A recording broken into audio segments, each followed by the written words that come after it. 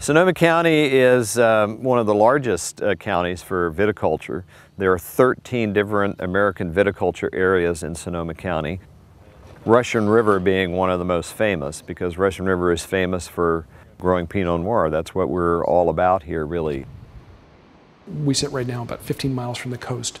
In the summer, as the inland valleys, Napa, and eventually the San Joaquin valleys warm up, that cool air off the coast, that 52-degree water that comes down from Alaska, pulls in to cool those inland valleys. So on about a 14-day cycle, we'll see this really hard draw of fog and cold air off the coast. So it's very regional, and it really drives the quality and character of the wines from this area. And then there are other parts of Sonoma County that are a little bit warmer. Just north of here is Dry Creek. That area is known for Zinfandels. And then there's an area that's north and east, that's Alexander Valley, that's known for Cabernet Sauvignon. The climate is often the most important driver in terms of the varietals that are planted.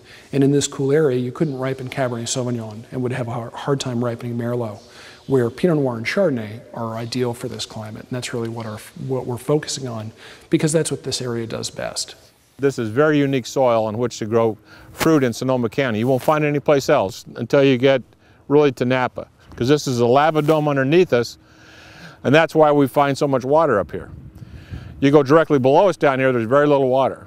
They're very shallow soils, though. There's sometimes in this little swale, we're looking at soils that are maybe 12 to 18 inches in depth before you hit a hard pan. You're really asking these vines to live in a very limited amount of soil, which is good for grape growing. I can taste that wine, whether it's made by anybody, and I know exactly that it came from here, because this soil is so rocky and shale in it that terroir comes through into the wine. You can taste it.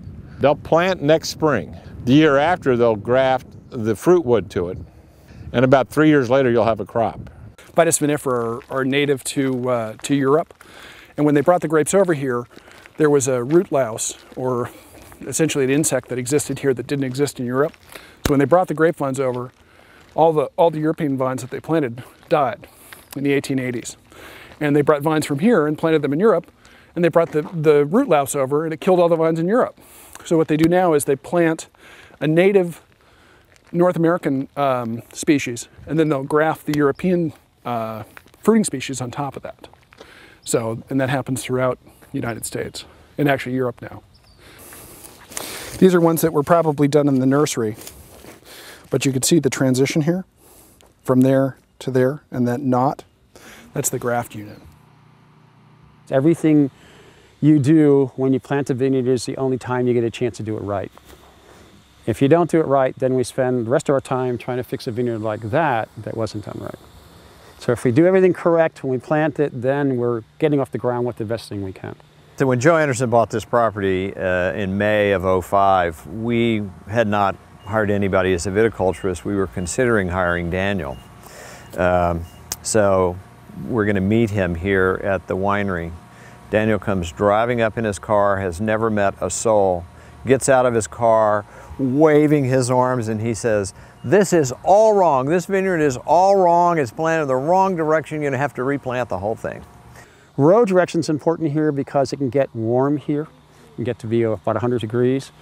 And a red cluster can be 15 degrees higher in ambient, so it'll be 115 degrees. So no ripening is occurring then, just dehydration. So we planted these 45 degrees off of true north. So during the hottest part of the day, the sun's over the top of the row and the fruit's in the shade. What you see back here is planted a lot differently than what's up here up front. That was planted in the 70s using the technology that they had in the 70s. The vines are 6 feet apart, 10-foot rows. These rows are 6 feet apart, the vines are 3 feet apart, so you get a lot higher density back here. This type of development is really focused on ensuring that you have very small plants that grow in a very limited area and produce maybe 5, 8, 10 clusters per plant. So each plant has to work hard as a little engine to produce just a few clusters, and those clusters are going to have great flavor intensity, versus a big vine that's going to produce 20 or 30 or 40 clusters and have a little less intensity of character. So we won't know until 2011. We'll get a commercial crop from this vineyard in 2011, and that'll give us the evidence that we did the right thing. But we think we did the right thing at this point. It's a big commitment on Benovia's part because there was a producing vineyard here. It was producing good wine, but not great wine. So this was a very expensive vineyard to plant. It was like $100,000 an acre replant, something like that. Yeah. So this is 5 acres, this is $500,000 sitting here. So it's a huge investment on the winery's part. From a more standard planting, we might expect from an 8 foot by 5 foot spacing, 8 foot rows, 5 feet per vine. We might expect 2.5, maybe 3 tons per acre. From this type of a training system, you know, we're probably going to look at maybe 4 or 4.5 tons per acre. Even in a badly done vineyard, if you limit the amount of fruit per vine, you can really increase the quality. But having this done correctly, this is going to be exceptional fruit.